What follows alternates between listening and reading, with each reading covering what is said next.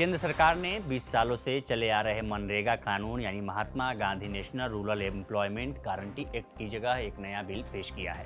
इस अधिनियम को नाम दिया गया है विकसित भारत गारंटी फॉर रोजगार एंड आजीविका मिशन ग्राम यानी वीवीजी राम जी। कांग्रेस के नेतृत्व वाली यूपीए सरकार साल 2005 में मनरेगा कानून लेकर आई थी, जिसके तहत ग्रामीण इलाकों के परिवारों को साल में 100 दिन रोजगार की गारंटी थी। नए अधिनियम में इसे साल में 125 दिन करने का प्रस्ताव है। विपक्ष का आरोप है कि इस स्कीम में केंद्र सरकार को राज्यों की तुलना में ज़्यादा अधिकार हैं, जबकि राज्य सरकारों को पहले की तुलना में ज़्यादा पैसे खर्च करना होगा। साथ ही विपक्ष का आरोप है कि मनरेगा जैसा कानून जिसमें महात्मा गांधी का नाम भी शामिल है, उसे हटाकर सरकार महात्मा गांधी का अपमान कर रही है। लेकिन सरकार का दावा है कि यह मनरेगा से बेहतर स्कीम है और ग्रामीण इलाके में रह रहे लोगों को रोजगार के बेहतर अवसर मुहैया कराएगी। अगर ये बिल पास होकर कानून बन जाता है तो 20 साल पुराने मनरेगा की जगह ले लेगा। स्कीम में उन ग्रामीण परिवारों के लिए साल में 125 दिन रोजगार सुनिश्चित करने का प्रावधान है जिनके वयस्क सदस्य अपनी इच्छा से अकुशल शारीरिक श्रम यानी अनस्किल्ड फिजिकल लेबर के लिए आगे आते हैं। मनरेगा में इसके लिए साल में 100 दिन के रोजगार की गारंटी दी जाती है। सरकार का दावा है कि इसके तहत ग्रामीण इलाकों में जल सुरक्षा की गारंटी दी जाएगी और लोगों को इससे जुड़े कामों के तहत रोजगार दिया जाएगा, जिससे इन इलाकों में पानी और सिंचाई के लिए बेहतर संसाधन मुहैया कराए जा सकें।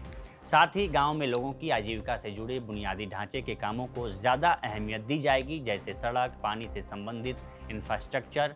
सरकार के मुताबिक इससे ग्रामीण इलाकों को बेहतर कनेक्टिविटी मिलेगी और गांव के लोगों के लिए बेहतर बाजार मिलेगा।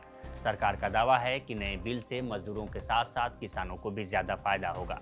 सरकार ने यह भी दावा किया है कि नए बिल से ज़्यादा पारदर्शिता आएगी और जवाबदेही बढ़ेगी। कांग्रेस के नेतृत्व वाली यूपीए सरकार ग्रामीण इलाकों के लोगों का जीवन बेहतर करने के उद्देश्य से साल 2005 में मनरेगा कानून लेकर आई थी। इसमें देश के सभी जिले शामिल थे। मनरेगा में प्रावधान है कि मजदूरों को दी जाने वाली मजदूरी का पूरा खर्च केंद्र सरकार उठाएगी, जबकि सामान वगैरह का खर्च राज्य सरकारें एक निश्चित अनुपात में उठाएंगी। जबकि नए बिल में प्रस्ताव है कि इसके तहत होने वाले कुल खर्च का 60% ही सिर्फ केंद्र सरकार वहन करेगी, जबकि 40% खर्च राज्य सरकार उठाएगी।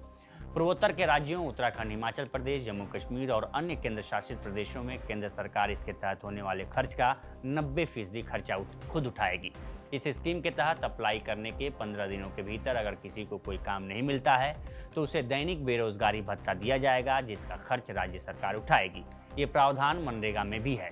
मंगलवार 16 दिसंबर को ये बिल कृषि मंत्री शिवराज सिंह चौहान ने लोकसभा में पेश किया।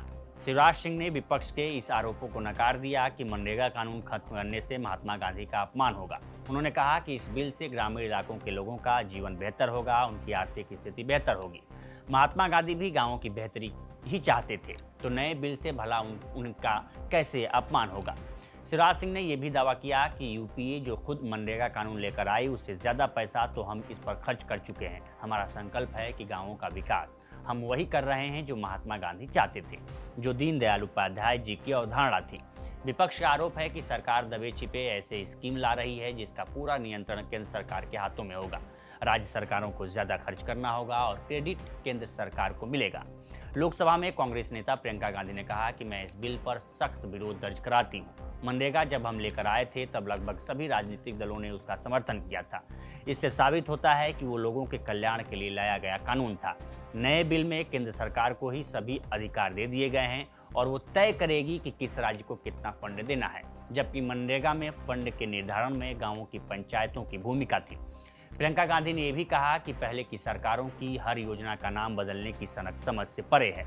उन्होंने इस बिल को स्थायी समिति के पास भेजने की मांग करते हुए कहा कि बिना चर्चा और सदन की सलाह लिए इस विधेयक को पास नहीं किया जाना चाहिए। इसको वापस लेना चाहिए और सरकार को नया विधेयक लाना चाहिए। इसे गहन जांच पड़ताल और व्यापक चर्चा के लिए कम से कम स्थायी समिति के पास तो भेजा जाना ही चाहिए। ये मेरे ख्याल से हम लोगों की सनक है कि हर चीज का नाम बदलना है और जब नाम बदला जाता है तब खर्चा होता है सरकार का, केंद्र का। ये एक अलग बात है। ये योजना महात्मा गांधी जी के नाम पर है। महात्मा गांधी जी हमारे राष्ट्रपिता हैं, उनका अपमान नहीं होना चाहिए। तीसरी और सबसे जरूरी बात, नाम बदलने से ज्यादा जरूरी ये बात है कि जो अधिकार इसी सदन में सबकी सहमति से जब वो कानून बना तो यहाँ एक भी राजनीतिक दल नहीं था जिसने सहमति नहीं दी।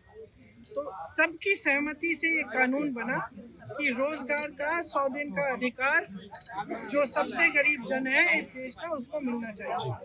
अब इन्होंने बहुत चालाकी की है क्योंकि ऊपर से ऐसे दिखता है कि सिर्फ नाम बदल रहे हैं और 100 से 125 दिन को बढ़ा रहे हैं, लेकिन इसको अगर ठीक तरह से पढ़ा जाए तो इसमें 2-3 ऐसे विषय हैं जिनसे ये एकदम ये योजना कमजोर क्या ये खत्म हो सकती है।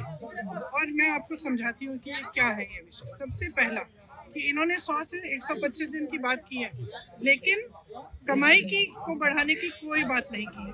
राहुल गांधी ने भी सरकार के इस बिल पर घेरा है। एक्स पर एक पोस्ट में गांधी ने कहा कि यह नया बिल महात्मा गांधी के आदर्शों का अपमान है। मोदी सरकार ने पहले ही भयंकर बेरोजगारी से भारत के युवाओं का भविष्य तबाह कर दिया है और अब ये बिल ग्रामीण गरीबों की सुरक्षा, रोजी रोटी को भी खत्म करने का जरिया बन गया है।